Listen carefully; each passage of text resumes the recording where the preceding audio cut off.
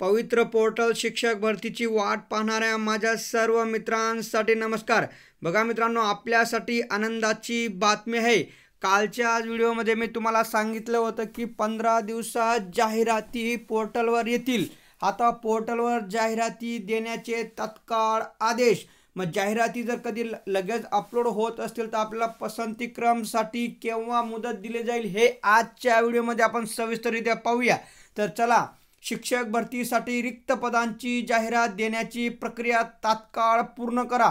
शिक्षण आयुक्त सूरज मांढरे साहेब यांचे निर्देश।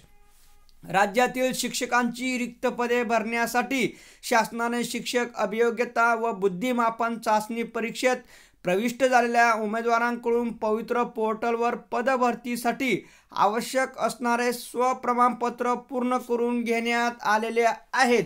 शिक्षक पदभरतीसाठी पवित्र पोर्टलवर रिक्त पदांची जाहिरात देण्याची कार्यवाही तात्काळ करावी लागणार आहे। याबाबत शिक्षण आयुक्त सूरज मांढरे यांनी राज्यातील सर्व जिल्हा परिषदांच्या मुख्य कार्यकारी अधिकाऱ्यांना आदेश बजावले आहेत। राज्यात शिक्षकांच्या 30,000 रिक्त जागांची भरती करण्याची घोषणा करण्यात आली आहे। अभियोग्यता चाचणी घेऊन त्यांचा निकाल जाहीर करण्यात आला आहे। मात्र बिंदू नामावली तपासणी, शिक्षक समायोजन अशी तांत्रिक प्रक्रिया लांबली आहे। शिक्षक भरतीच्या जाहिराती पवित्र पोर्टलवर प्रसिद्ध करण्याची सुविधा ऑक्टोबरमध्येच उपलब्ध करून देण्यात आलेली आहे। मात्र अद्याप जाहिराती प्रसिद्ध झालेल्या नसल्याने त्यासाठी उमेदवारांनी उपोषण आंदोलनेही केली। बिंदू नामावली प्रमाणित करण्याची आवश्यकता विचारात घेऊन सर्व जिल्हा परिषदांची बिंदू नामावली तपासून घेण्याची कार्यवाही पूर्ण झाली आहे। शिक्षक पदभरतीसाठी उच्च न्यायालयाच्या औरंगाबाद खंड विद्यापीठ येथे जनहित याचिका दाखल आहे। शाळांना शिक्षक वेळेत शिक्षक उपलब्ध करून देण्याची कार्यवाही तातडीने करणे आवश्यक आहे।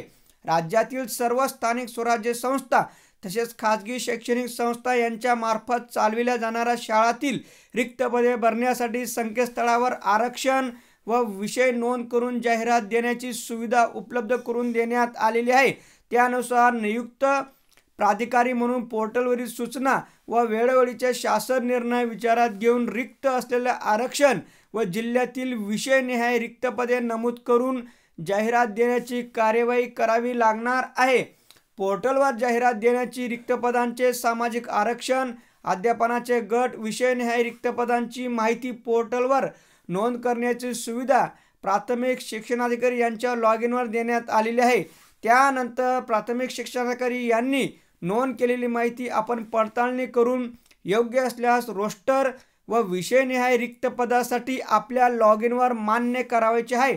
त्यानंतर शिक्षणाधिकारी यांच्या लॉगिनवर क्लिक केल्यानंतर आपल्या जिल्हा परिषदेकडील रिक्त शिक्षक पदांची जाहिरात जनरेट होणार आहे।